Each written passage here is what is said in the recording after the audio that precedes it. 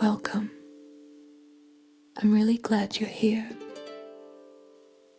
Before we talk about decisions, plans, or next steps, let's arrive together in the body. Breathe in gently through your nose. Feel the cool air fill your lungs. Breathe out slowly through your mouth, allowing your mind to calm. There is nothing you need to decide in this moment.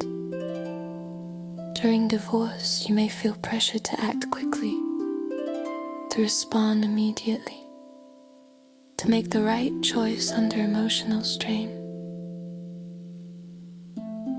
But when emotions are high, clarity becomes harder to find. That doesn't mean you're incapable of making good decisions. It means your nervous system is activated. Remember this important idea. Being calm is not avoidance. Being calm is a strategy. When the body is regulated, the brain has access to perspective, logic, and long-term thinking. When the body is overwhelmed, the mind narrows, reacts, and moves toward protection. So before decisions, before conversations, before paperwork, begin with regulation.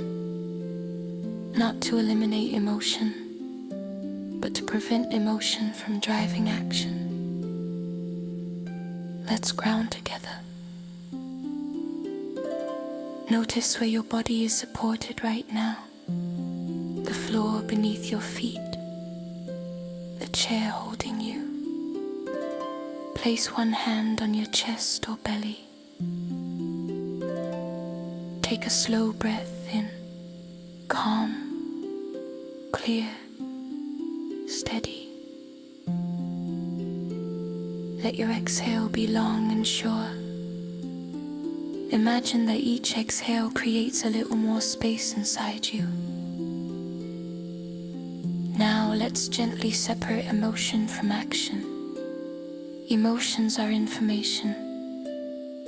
They tell you what matters.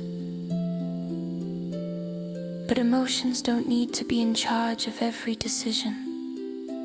You can feel anger and choose clarity.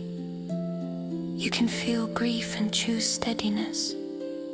You can feel fear and choose intention. Feeling does not require reacting.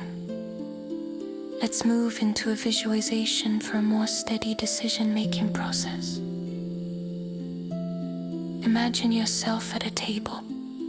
On the table are documents, conversations, choices, the practical pieces of this process. Now imagine that the version of you sitting at the table is calm, grounded, and supported. Not detached, not numb, just steady. Notice how this version of you breathes. Notice their posture. Notice the pace at which they move. This version of you is not rushing. They are responding. They pause before speaking. They check in with their body. They choose one step at a time. This version of you exists. You don't need to become someone else. You are simply accessing a regulated state of mind. If a decision feels overwhelming, you are allowed to step back and regulate first. Calm creates space, space creates clarity. Clarity creates better outcomes. This is not weakness. This is wisdom. You are not trying to win this process. You are trying to protect your future well-being. That requires steadiness. Before we close, I invite you to reflect on this idea. What does my calm future self want me to prioritize? Not what feels urgent, not what feels reactive. What supports your long-term safety, dignity, and peace?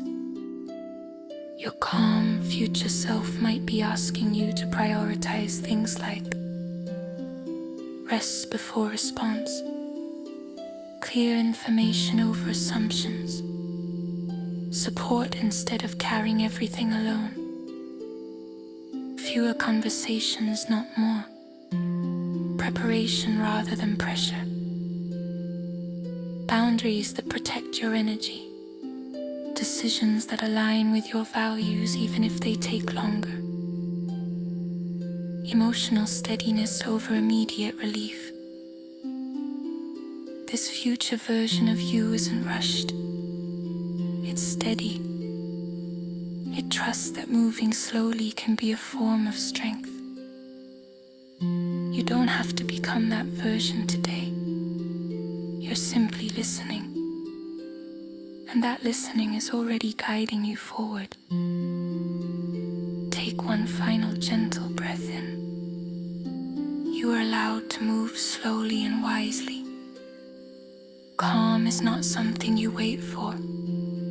It is something you practice. And it will support you through every step ahead.